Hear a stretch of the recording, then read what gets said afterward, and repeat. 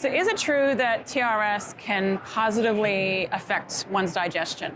Now, digestion is a beautiful topic to get into because we get into trauma, the PTSD, and the vagal complex in the vagus nerve. And so your vagus nerve basically regulates gastric secretions and digestive juices and enzymes that come out. And so if you are locked in a fight or flight mode, in a stress mode, which is controlled by the vagus complex, heavy metals like to get in there and they can really lock on that stress complex and that PTSD complex and leave you locked in that fight or flight mode. When you do that, you can't digest your food properly because you're not releasing the digestive gastric acids to be able to break the food down properly. So your food isn't digesting. So you have half digested food going down into the rest of the digestive tract, which is altering the microbiome, which then just sits there and rots, and it's not absorbed. So now you're not absorbing any kind of nutrients. Your food's just rotting, and that affects your entire overall health because you're not digesting food. You're not absorbing nutrients. You're locked in fight or flight stress mode. And so the digestion and the stress and the vagal complex are so related to each other.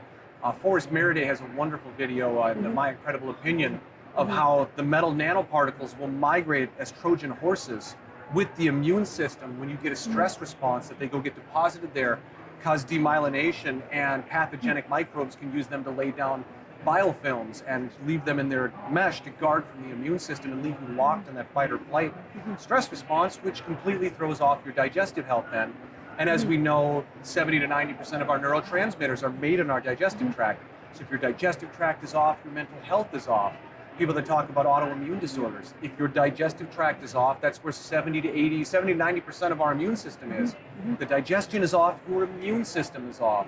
So it plays this really, really beautiful role. There's also something called Peyer's patches in the immune system. What they are, they're little sensors that sense the immune system within the digestive tract and sense what's going on in there.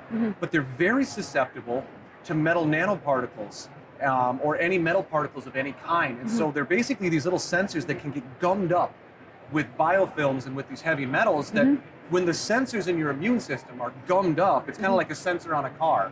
If you get in there, there may be nothing wrong with the car, but if the sensor tells you there's something wrong, it throws off the whole thing. It's almost like a check engine light coming on. Even though there's nothing wrong, it can affect the fuel injectors and the exhaust system and the timing and 1,000 different other things. The same thing happens in the immune system when these Peyer's patches get plugged up with aluminum and with biofilms, titanium dioxide. It's a nanoparticle in our food to turn it white. And in our supplements, it's completely unregulated by any regulatory agency. I can put metal nanoparticles in your food and in your supplements, and it'll plug up these little patches, these sensors, telling the immune system, here's what's happening in the digestive tract.